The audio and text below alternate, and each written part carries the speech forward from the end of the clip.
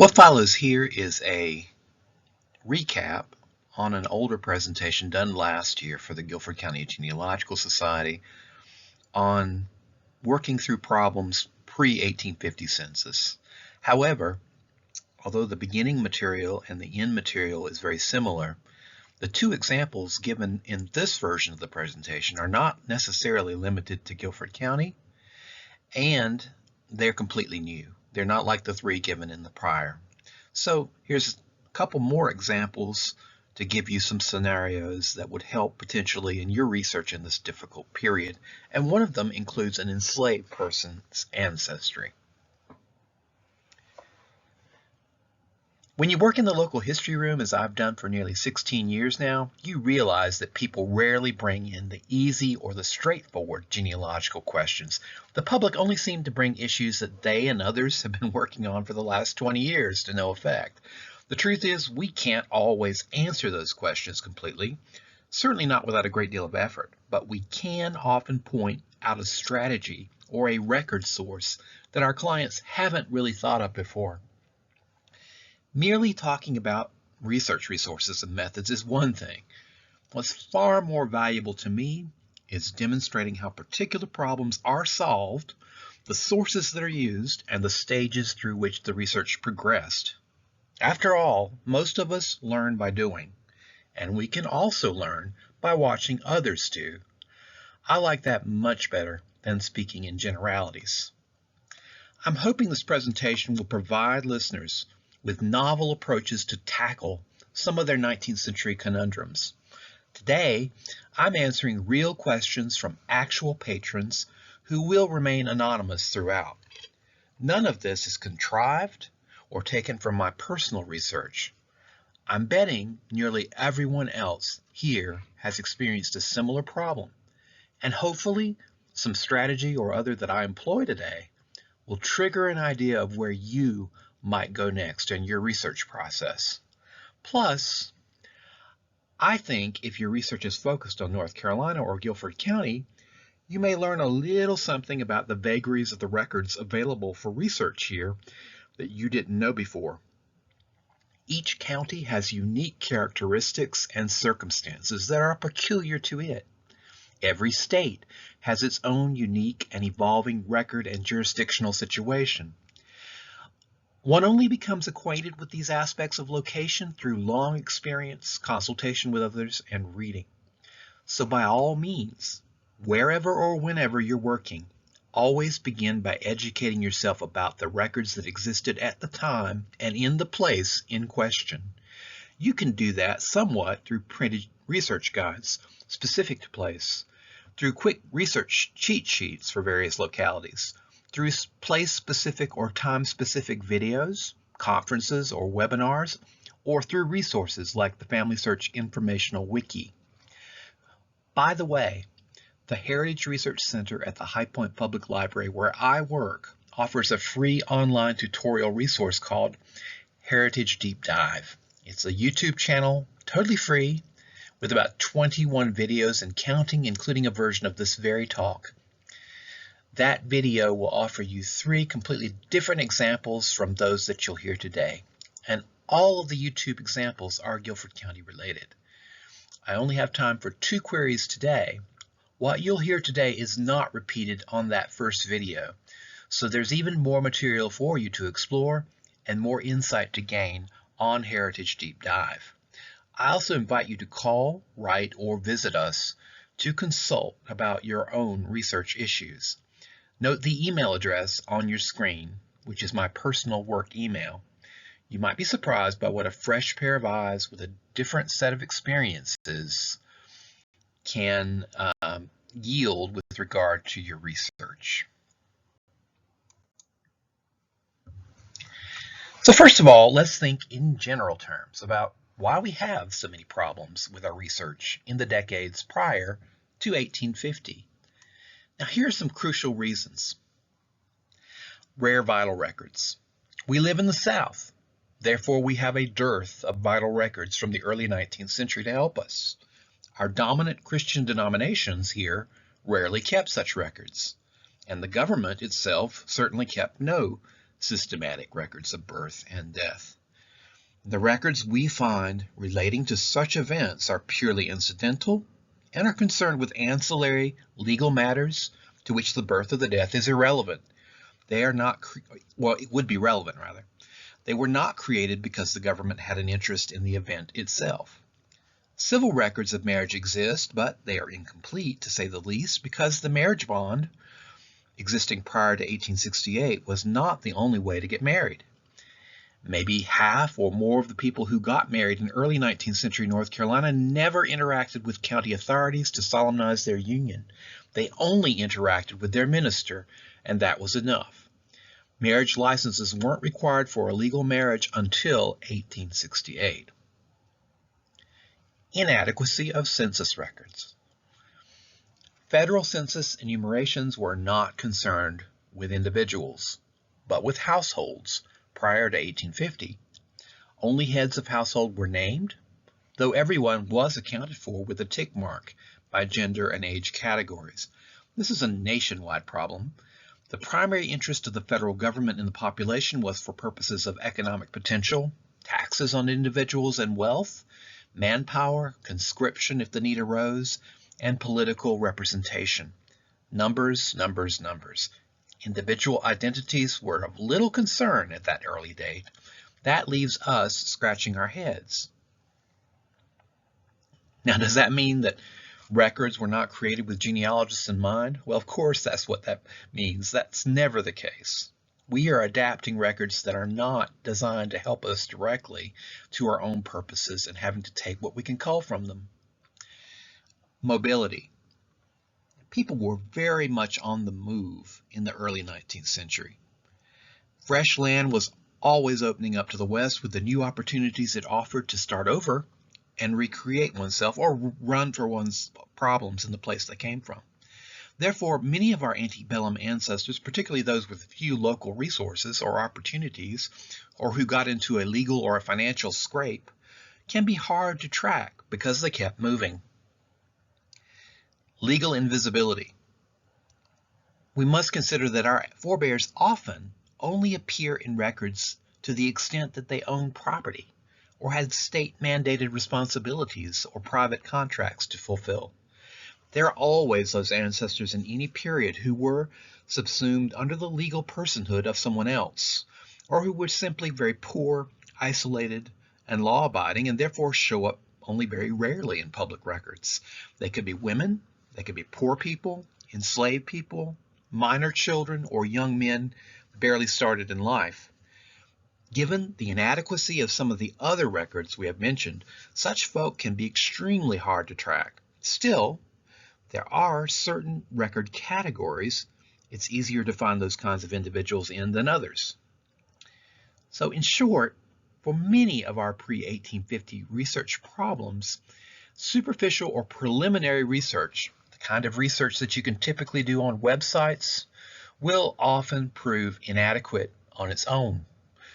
Yet so many of us are totally focused on digital database level research.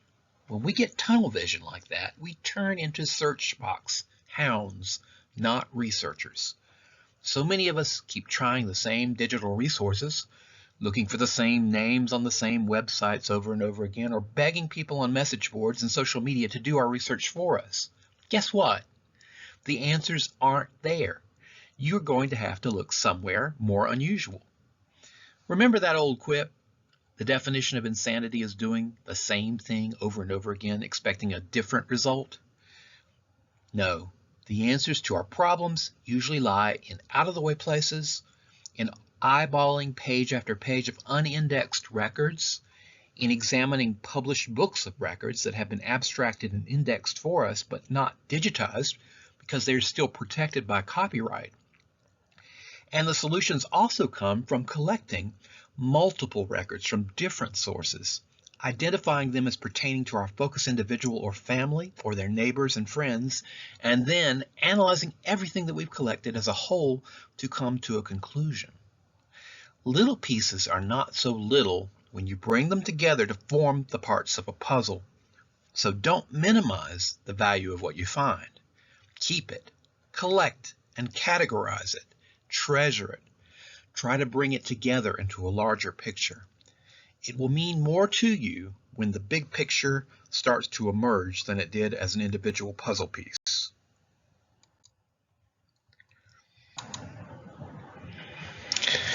The first question for this presentation came to me via a query on Facebook. Who is the Robert A. Forbis, who was born about 1810 in Guilford County, North Carolina, and died the 2nd of January, 1895 in Knightstown, Henry County, Indiana? He married Eleanor or Ellen Cooper. Was he the Robert who was the son of Jeremy or Jeremiah Forbis, or the Robert who was the son of Hugh Forbis? No two people online seem to agree about this. What was his middle name? Was it Abner or Allison or Addison?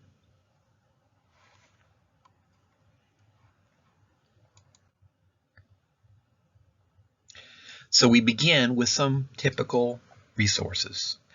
Here is the Robert A. Forbis I'm being questioned about on the 1850 census of Guilford County. His family is strung out across 2 pages. But by 1860, the family has removed to Caldwell County, Missouri, and from there it continued on to Henry County, Indiana. Note that the Robert Forbis here has another person from his wife's family living with him in 1850, probably his father-in-law, Mr. John Cooper, who is described as a teacher, along with some apprentices. And notice, too, that he has a carriage business, this Robert Forbis. He's making buggies and wagons and has real estate valued at $1,200, which is quite a considerable sum by comparison with neighbors. If we search newspapers.com, which contains practically all the 19th century North Carolina newspapers digitized, we'll find several advertisements beginning in the mid-1840s describing this enterprise. And it seems quite impressive. It certainly explains the $1,200 valuation this coach shop that Robert Forbis owned.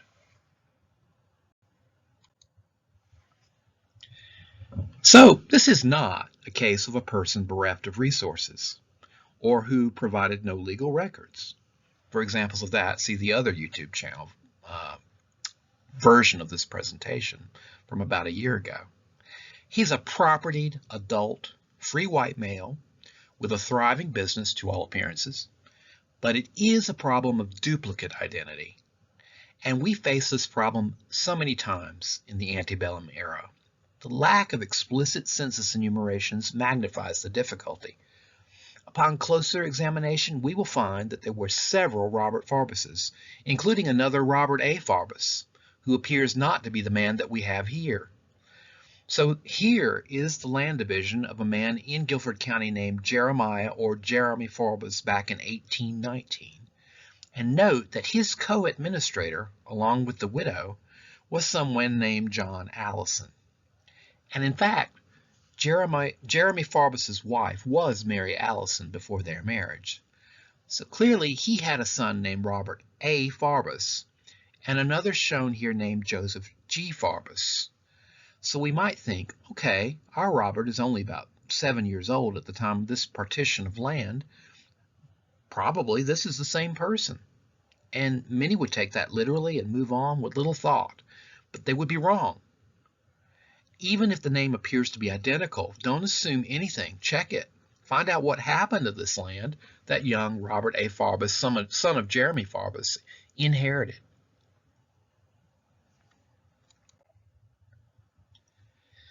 But it would appear, in fact, that a better candidate for that Jeremy Forbis's son, Robert A. Forbis, is a different person, about 7 years older, who later appeared in Greene County and Christian County, Missouri, and married there to a Rebecca Willer Ashmore in 1852, then moved to Merced County, California, and Idaho, where he lived most of his life before returning to Christian County, Missouri, where his wife's family lived.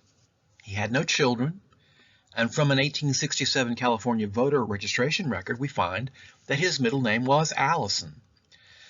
Another inhabitant of early Christian County was his likely brother Joseph Green Farbus of the petition for division of the father's land, who was born about 1816.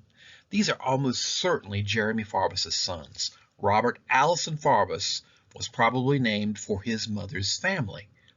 Note, however, that he is of comparable age to the Robert that we're interested in. He has the same middle initial, and yet he's not the same man.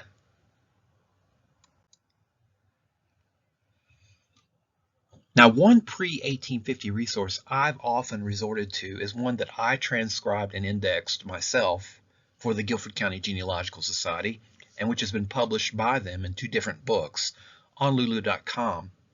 2 books of road assignments for Guilford County dating to the 1820s and the 1830s.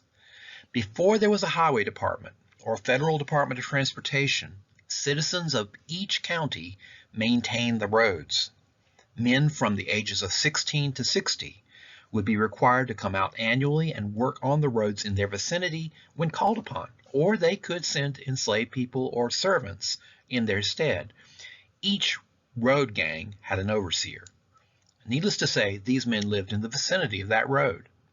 The records have never been digitized. They are in the state archives, either as part of the minutes of the Court of Pleas and Quarter Sessions for each county, along with a lot of other stuff, or they can be, as they are here, in separate volumes called road dockets.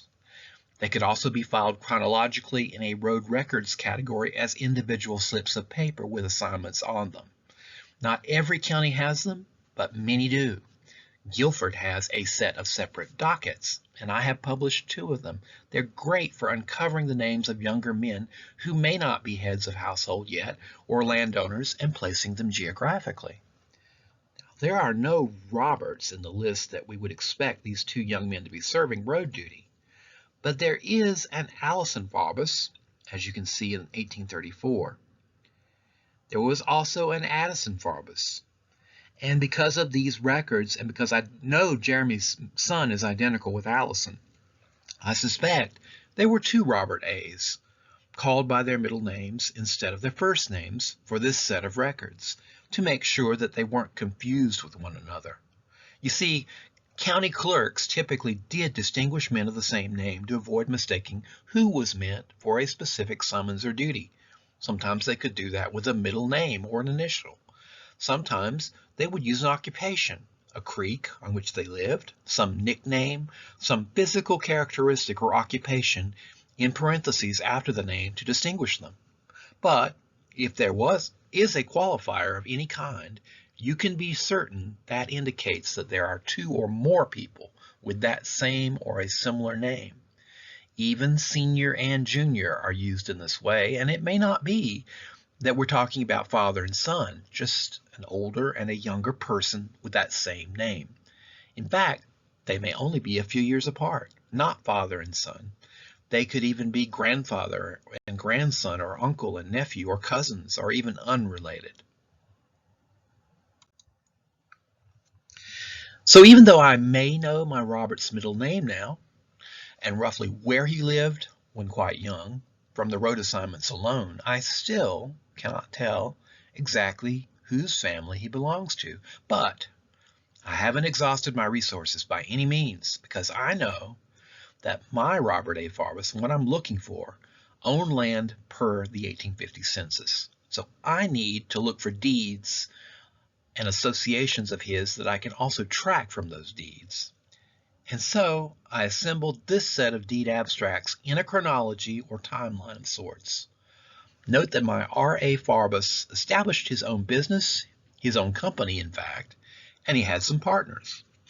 Besides the members of a very prominent mercantile house in Greensboro, Rankin, and McLean, he associated somebody named Joseph W. Farbus in his business. Now that Joseph W. Farbus is a key person in this story.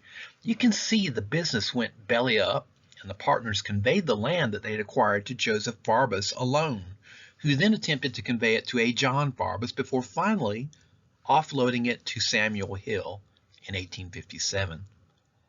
The heavy indebtedness reflected in one of these deeds of trust probably explains why Robert A. moved to Missouri in the 1850s, but I also branched out in order to study Joseph now that I had a firm association between Joseph and Robert. And Joseph W. Farbis himself is associated in some of these deeds with a John Farbis and a Hugh Farbis, who witnessed the 1857 instrument that I've highlighted here. And in fact, John Hardin, who bought Joseph's land in cooperation with John Farbis, was married to Catherine Farbis in 1846. So it became clear to me that all these names were significant, and we are witnessing here a family endeavor to preserve a business and then to offload it when the debt becomes overwhelming, prompting a move elsewhere. Now, for a long time, using Ancestry, I just could not find Joseph W. Farbis, much less these others, in any census record. But then I pulled out the transcription of the Guilford County Census from 1850, published by the Guilford County Genealogical Society, and I found him immediately, under the spelling Forbes, F-O-R-B-E-S. He seemed to be just 18 in 1850, and listed with his father John and his mother Mary and his brother Hugh, all in the same household on the left. 5 years later, Joseph W. is participating in Robert A. Farbis's business, and John and Hugh are signing documents with them. By 1860, John Farbis is no longer in the household, and the two younger men, Joseph W. and Hugh, and their mother, have moved away to Adams County, Illinois, on the left bank of the Mississippi. So just like Robert, they absconded west, and at about the same time. Whereas John Farbis owned land in 1850, Joseph W. and his family have none in Illinois in 1860, according to that column in the census for real estate value. So the plot thickens.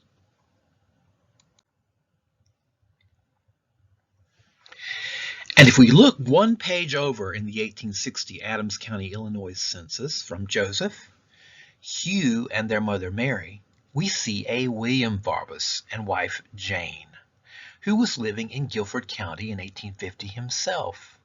Clearly, they are probably family, because family tend to move in concert with one another. In fact, this William later ended up in Henry County, Indiana, the very same place where Robert A. Farbis died and was buried in 1895 in an adjacent township. So it is part of a pattern that we cannot ignore.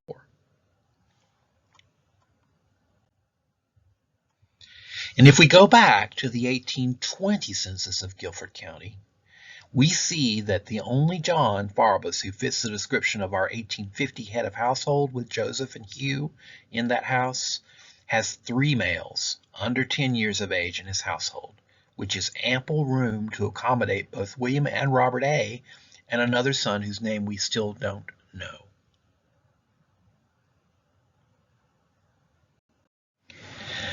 And furthermore, we can find even more evidence in the Greensboro Patriot, the newspaper in Greensboro, of the move to Illinois.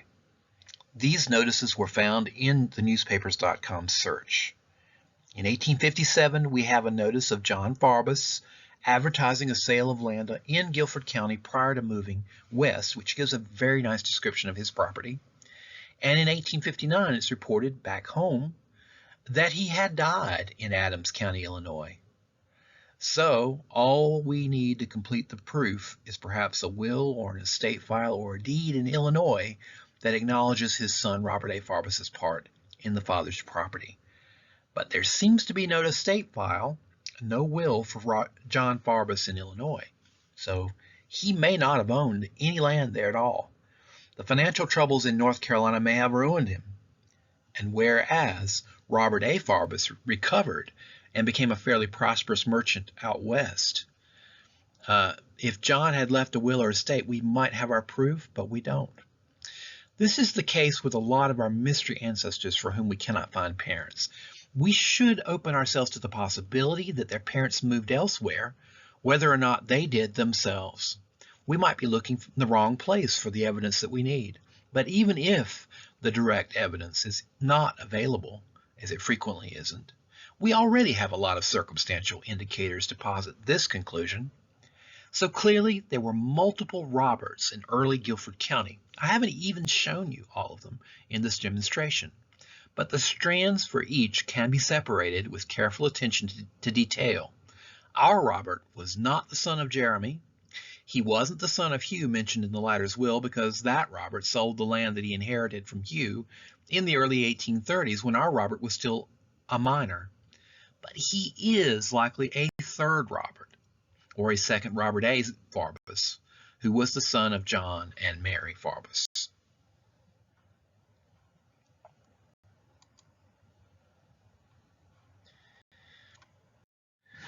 This next example comes from a different county. Caswell County, north of Burlington. Caswell is a notorious place in North Carolina history. It was a tobacco kingdom, fueled by slavery, and an arena of strife between Republicans and Redemptionist Democrats in the Reconstruction era. Their conflict and the effort to resist social change in Caswell resulted in murder, night riding, riot, and the impeachment of a governor. If you look at maps of where enslaved people lived in North Carolina, Caswell had a majority black population in 1860, 58.7% in fact, and it was one of the counties with the highest slave population in the entire state. My question comes from a visitor to our library who was born and lived in Caswell for most of her life, but recently came to High Point. Her grandmother was Milly Durham. Milly lived on a small plot of land in 1900 in Caswell that her daughter Mary, a school teacher, had purchased in the 1890s. But Milly herself had been born a slave. What could I find out about her background and who had enslaved her?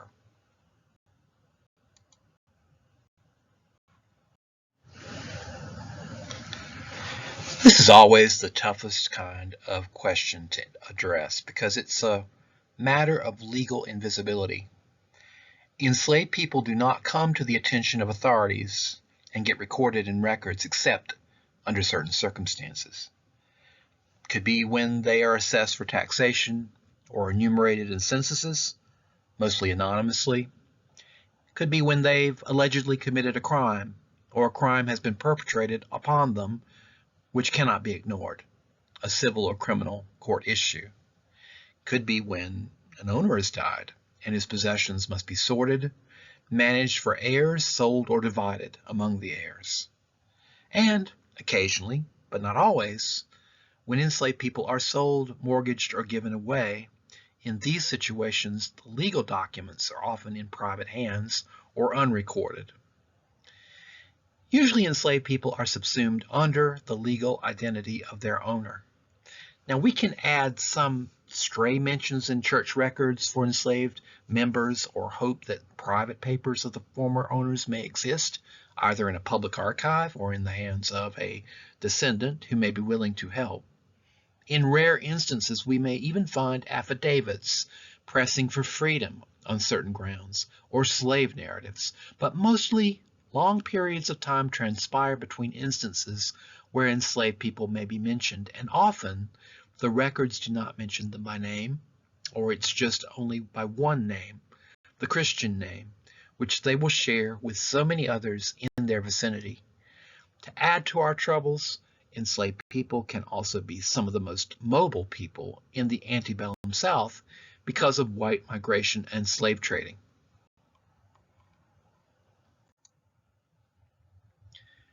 One thing we must always do in this situation is draw heavily on what records exist in the immediate post-freedom period that will reflect back on family structures and relationships that existed in the slavery period. Like in North Carolina, the early cohabitation records from 1866 to 67, which documented slave unions. Or better still, the marriage licenses beginning about 1868, which are mandatory for any marriage to take place and which identify parents of bride and groom. There are also the death certificates of freedmen who survived into the 20th century, where those first started to be kept, and which may give birthplaces or parents' names. We can also look for Freedmen's Bureau records and the legal relationships of newly freed slaves, their apprenticeships, their labor contracts, crop liens and chattel mortgages, and court cases from the late 1860s to the 1890s.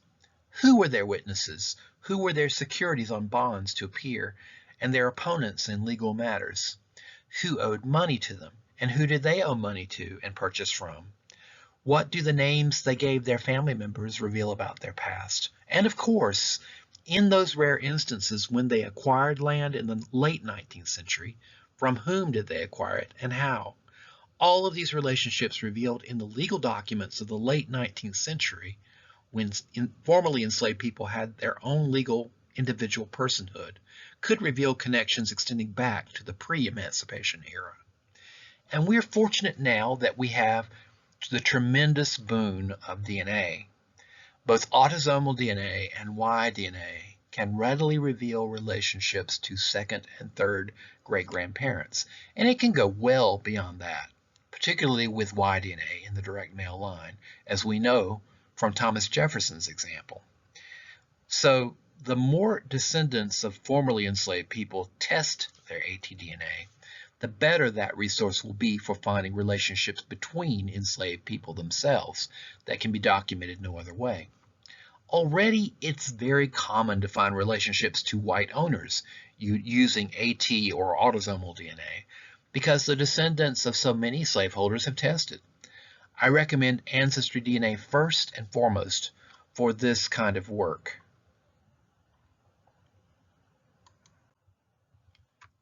So, getting back to Milly, my first step was to document her back to 1870, the first census year that she will appear by name unless she was a free person of color. And here she is in the 1870 census, the bottom right-hand corner. And in the 1880 above that. She's with some of her children. Note that she's termed a mulatto, and her children are termed as black in both census records. Her age is consistent, so she was born about 1835, well before the emancipation. And although the family claimed that she'd been married, there's no official record of such a marriage. The census records don't seem to justify that assumption either. She identifies herself as single. But there's some evidence in marriage and death certificates for her children to suggest some fathers for them not surnamed Durham. Also, I should note that cohabitation records don't survive for Caswell County, even though it had a huge population of freedmen. DNA might also be a way to uncover potential paternity for these children. Finally, there is no death certificate for her that I can find, although I do think she died after they started being kept consistently in 1914. However, for anyone who died at home without a physician in the period prior to World War II, particularly if that person was someone who didn't have a will filed or an estate administered, we really should not be surprised if we find no death certificate. Note in 1900 that she was living near a black man, Washington Durham, whose marriage license shows that he was the son of Ruffin Durham.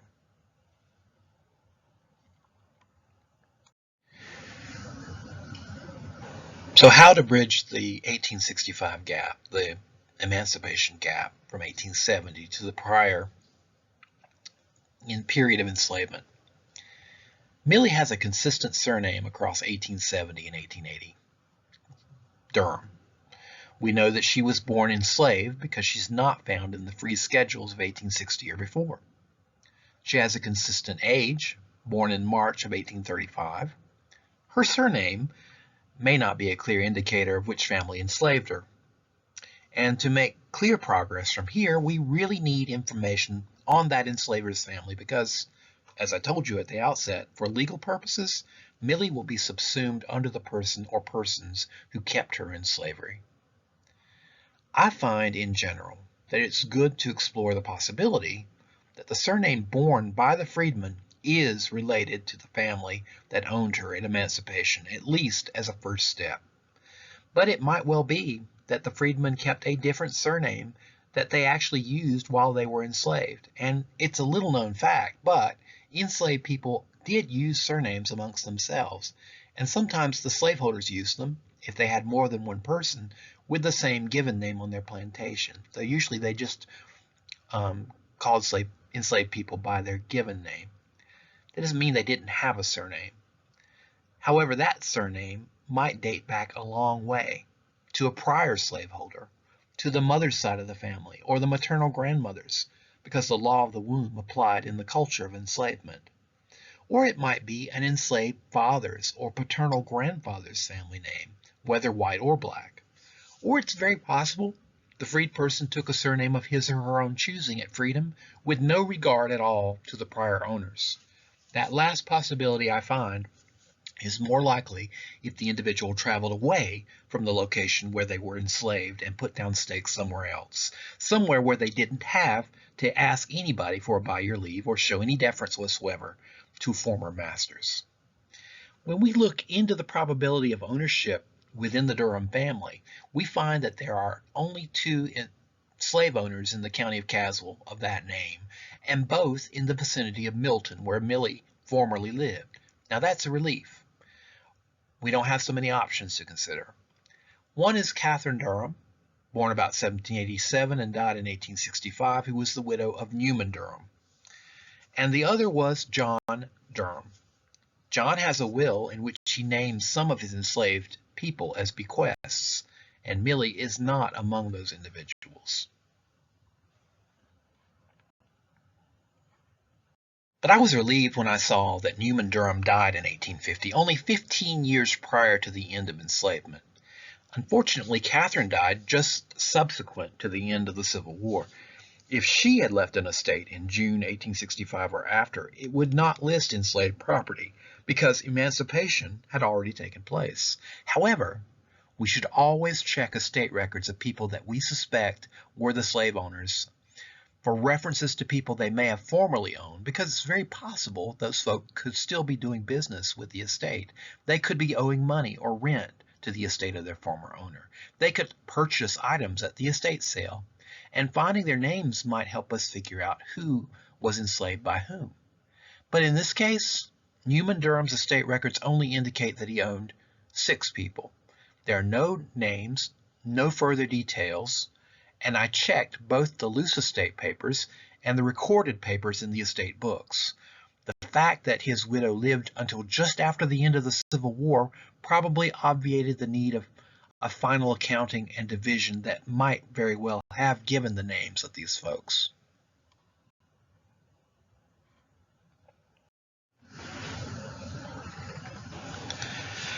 So we also need to check all the mortgage deeds and the bills of sale and the deed books of the county associated with a suspected slave owner.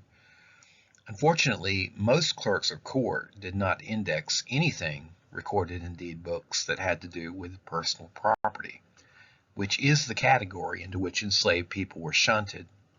So you often will not find these instruments in the typical grantor-grantee indices for the deed books that focus on real estate transactions.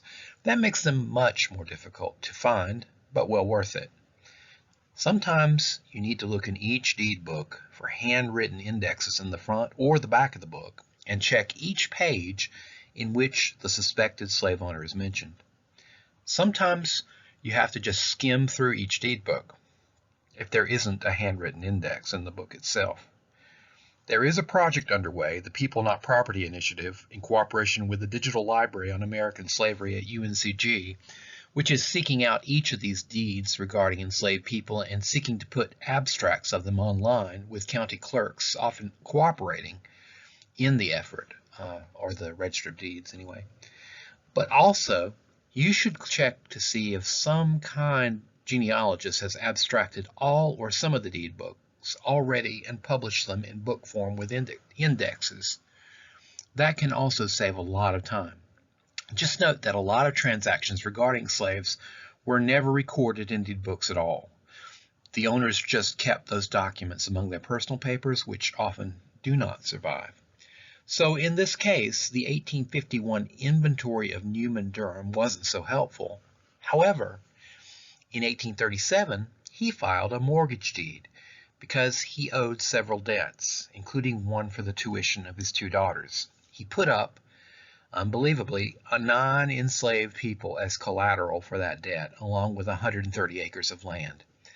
The enslaved people mentioned by name in this deed, this mortgage deed, were Lizzie, Henderson, Cyrus, Lucy, Davis, Rufus, Milly, Ruffin, and Maria. So even though Milly was only 2 years old at the time, I think we're on the right track here. A later deed shows us that Lucy and Cyrus were sold, indeed, at public auction to satisfy this debt. The rest remained with Durham for at least a little while.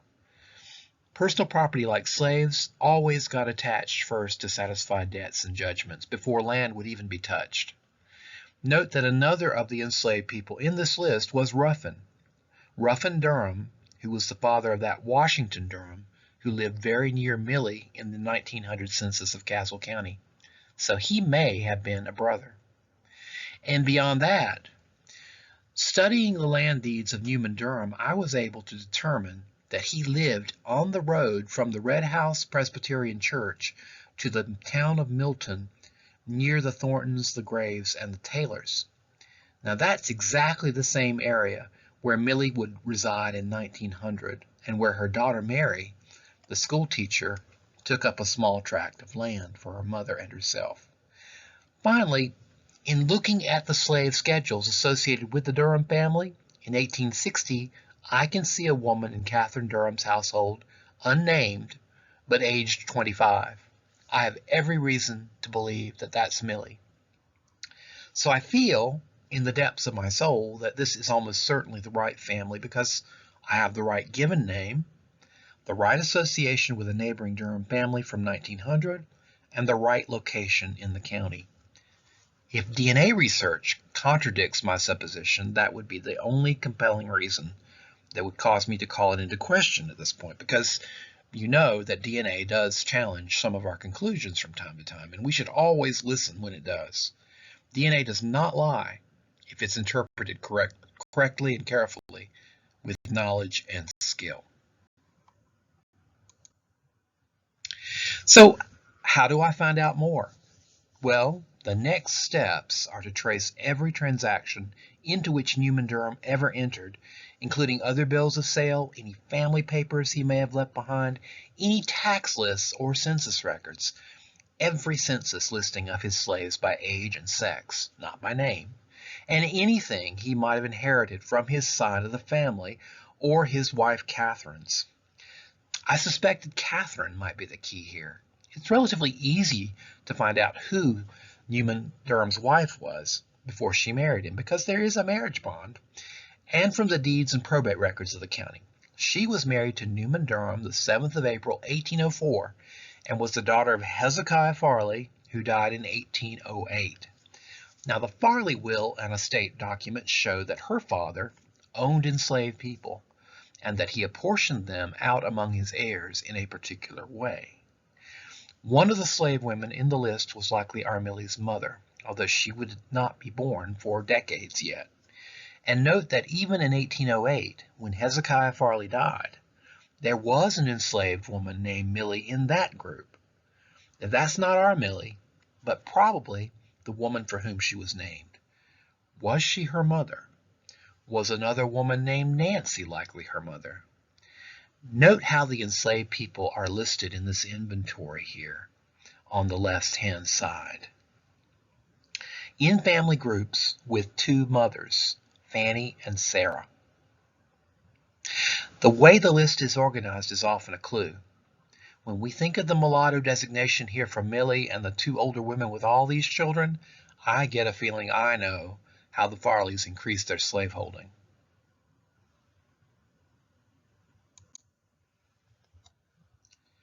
One thing about enslaved research, or any research that floats on a wing and a prayer, is that you really should never shortchange yourself. You should never assume that just because it's a long shot, information you're seeking does not exist out there somewhere. It often does, and you should always check and keep checking over the years in case something new appears. You should check the WPA slave narratives, which are all online now. They were captured in the Depression years to give artists and writers some income and to collect the older freedmen's recollections of slavery through the recordings and transcripts of the interviews. And as with any enslavement research, I always search Archive Grid for the owner's family name and county to see if personal papers or letters exist in an archive somewhere. I also check University and Historical Society archives near where the enslaver lived, or any institution's archives that was associated with the family that I can determine maybe a son or a grandson went to school there, just in case they aren't part of Archive Grid. Not every archive has put all of its material into Archive Grid, and they haven't cataloged all their material yet. Over the years, they may add more and more. So go back and check again. Keep checking over time. Then, too, I'll do a Google book search to see if there is any detail on that family that owned the enslaved people in printed material that is not under copyright protection. You can also use Internet Archive or HathiTrust or even Family Search. Family Search also has a digitized books section. You might find a reference in a historical study with a footnote that will lead you to family papers that you didn't know existed. You might find an old family history that mentions formerly enslaved people. You might also find a newspaper article of the early 20th century written as a retrospective on slavery, albeit usually in a defensive, sanitized way, but with useful information nevertheless. Then there are websites which collect newspaper advertisements freedmen placed to reunite with lost family, like Last Seen. And when I searched Google Books for Newman Durham, I found this man. His name was Moses Roper. He was born about 1815 and he died in 1891. Now, he was born into slavery in Caswell County, North Carolina, and then was sold into South Carolina and Florida, where he tried to escape several times. He was recaptured and subjected to brutal treatment in Georgia, but eventually he made his way to New York, Vermont, and Massachusetts. You can probably tell from this engraving that his father was white, and he explains that in his narrative. So he could often pass as white, but he feared being recaptured by fugitive slave hunters, so his friends in New England helped him to get to Britain, where he got an education at University College London and married a Welsh woman, believe it or not. He wrote about his experiences in a pamphlet published as an anti-slavery tract, which has now been digitized. Then he worked as an abolitionist and lecturer and made tours of Canada and the northern states. Eventually, around 1871, he left his family and went back to North America, principally New England, where in his later years he worked as a farm laborer and ended up homeless and ill in a railway station in Boston. Soon after he died, and he had a very poignant story about him. He had a faithful dog traveling with him who had to be dragged away howling from his bedside. His is both a story of triumph over adversity, but also the lingering effects of abuse and prejudice that I think many people who have suffered can identify with. Guess what? His mother Nancy was one of the Hezekiah Farley slaves, and we saw her in that list just a frame or two back, though he was born about 7 years after Farley died. Now, when he was born, his mother was in the possession of none other than Newman Durham, and he mentions this in his narrative, which is why I was able to Google into this document, because I was searching for Newman Durham's name. Later, he and his mother were separated when the Hezekiah Farley estate was divided by lot among the heirs. He explains the crass way that this game of chance was carried out in his narrative, how a little child would be asked to draw lots from a sack, and a family's fate would be decided with no regard for their welfare or wishes. His mother, Nancy, remained with Newman Durham, according to his account, although the records state that she fell to the lot of Joseph Farley, which was Newman's brother-in-law. Moses, on the other hand, was sold to a slave trader and taken to South Carolina, where they had a great deal of difficulty selling him. and that's because he looked like a white child. I believe he was sold away because his appearance was an embarrassment to the Farleys and Ropers. Moses identifies his father as Henry Roper, a white man who married Rachel Farley, one of the daughters of Hezekiah Farley. The fact that Moses resembled her husband so much angered Rachel Farley Roper beyond measure, so much so that she attempted to sneak into the cabin just after he had been born and kill him in his cradle with a pair of scissors. He was only saved by his grandmother, and by that I think he likely means his mother Nancy's mother Sarah. He also states that his mother Nancy was half white, or Indian, making him a quadroon, as they used to say, meaning only a quarter African. But here's the best part. Before his freedom came around 1831 or 32, he escaped from the deep south and made a perilous journey back to the vicinity of the Red House, where he was born in Caswell County. There, he says, he saw a young slave girl playing on a dusty road. He needed some water and directions, so he came up to her and started talking. He quickly discovered that this little girl, Maria, was a younger sister of his and that they shared the same mother, Nancy. There were a number of other younger siblings. His mother was now married, he learned, to a blacksmith he calls Mr. Jefferson. He was able to visit her for a while on his trip and share what he'd been through. This is a very touching passage. He compares his experience to that of the biblical Joseph. And remember, the 1837 mortgage executed by Milly Durham mentions an enslaved person named Maria. I continue to wonder whether Moses' mother Nancy was also Milly's mother, and whether this amazing man was the uncle of my patron. She, too, was described as a mulatto. I think this can eventually be determined, especially through DNA. What a story. It's one I'm sure my patron never expected, and I certainly never did, and it's something to be proud of. So let's pause to consider what we've learned. When dealing with obscure early 19th century situations, I typically employed certain methodologies and sources. 1. I make comprehensive use of estates and will records for the surnames involved. A canvas of those for the particular surname you're interested in can help enormously. Taking notes on each one is never a bad idea, and all these records are easily accessible online these days if you're good at reading through that handwriting. Some immediate answers can come to the fore in that process. Heirs are sometimes listed. More subtle clues may also appear, as in who owes money or who purchases at the estate sale, who's appointed the administrator, who's often the next of kin to the deceased person, and then knowing the names of well-established families with that surname, which tend to be well documented in probate records, even if they aren't your relatives, can help you to eliminate some possibilities and focus on others. And it is in estate materials and guardianship reports where we most frequently find the names of enslaved people. Secondly, I paid attention to patterns within the marriage bonds that do exist for the county in question, including naming practices and patterns of association broadly. The bondsmen are also important, for they were taking a risk in standing with the groom on the marriage bond.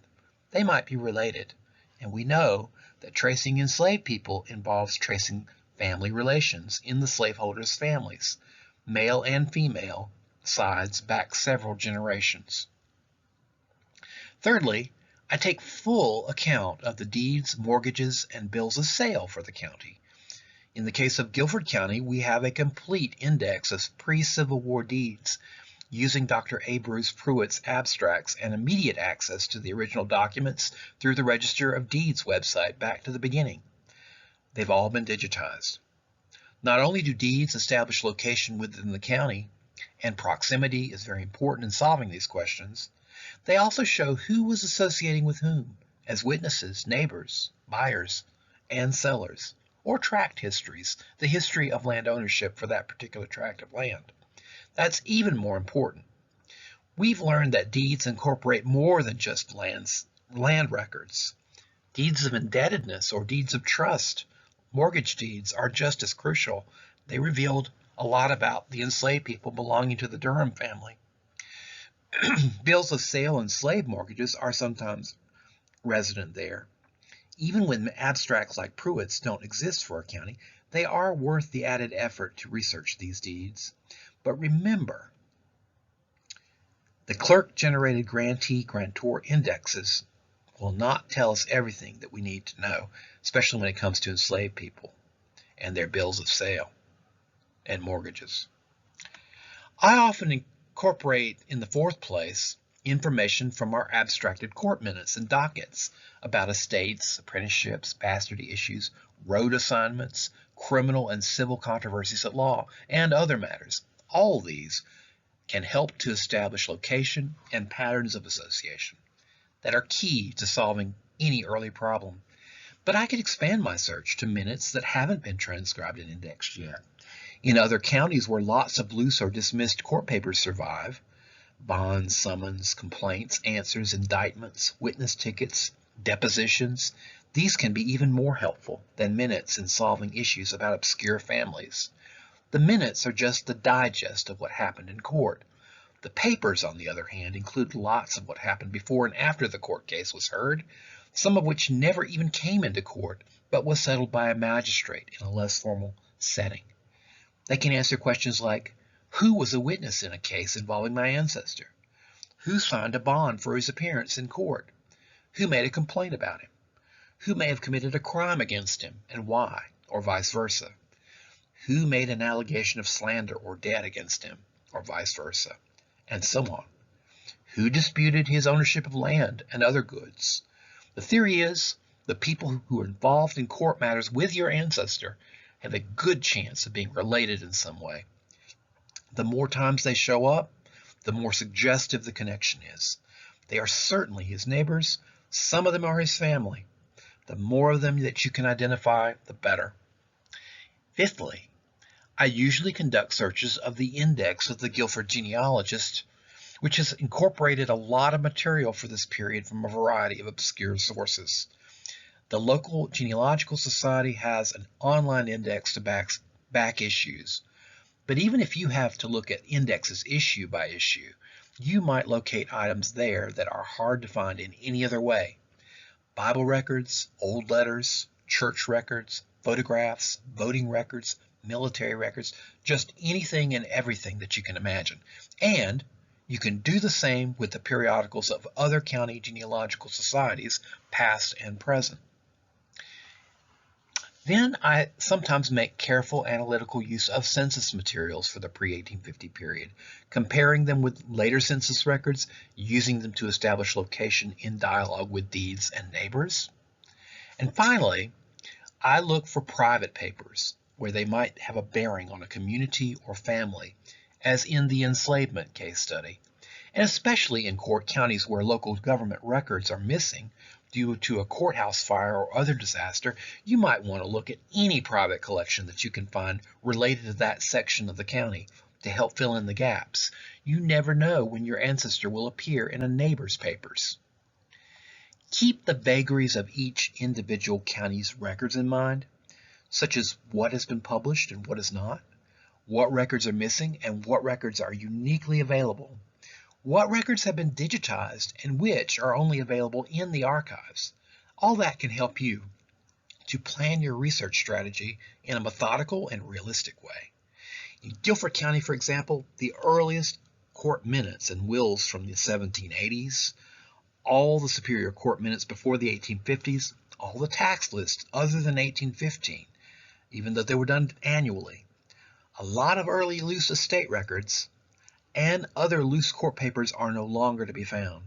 We have no surviving criminal action papers for this county, but other record groups are present that can make up for it and may not be there for other counties, like the Wardens of the Poor minutes, which we have from the 1830s to the 1860s, like the road dockets I was telling you about from the 1820s forward, or the state dockets that record who was called before the county court for criminal charges from 1811 to 1868, along with all prosecutors, witnesses, and securities on appearance, appeal, and bail bonds in these counties.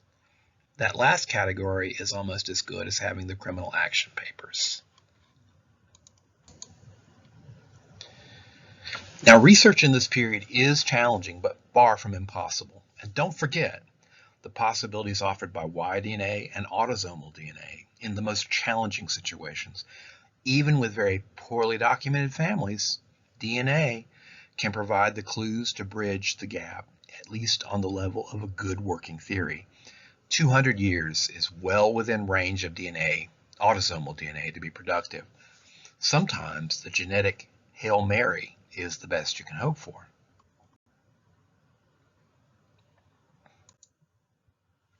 And finally, you can see why the Guilford County Genealogical Society is publishing the records it is, like court minutes, abstracts of all the estate files, so that you can see not just who the heirs are, but who the enslaved people, the debtors, purchasers, guardians, and creditors were at a glance, the road dockets and the obscure late recorded deeds, and now the state dockets of the county court, 7 in number, of which the first 2 are currently completed and published. All of that is crucial for solving these issues. If we don't do it, who will? That's why it's also important to support your local genealogical society. This is hard work. It costs something. It must be supported, and the cost is minimal if each interested party chips in. I encourage you to join whatever local genealogical group will help you, whichever one is focused on your county of interest, particularly if they're active in publishing. If they're generating new knowledge, that will pay numerous dividends over the years. And if you have any questions about this presentation, which is now at an end, you as a remote listener can contact me via my email address and I'll try to get back to you. I can't always solve your problems, but I can certainly recommend something that you might not have thought of. So I welcome your questions.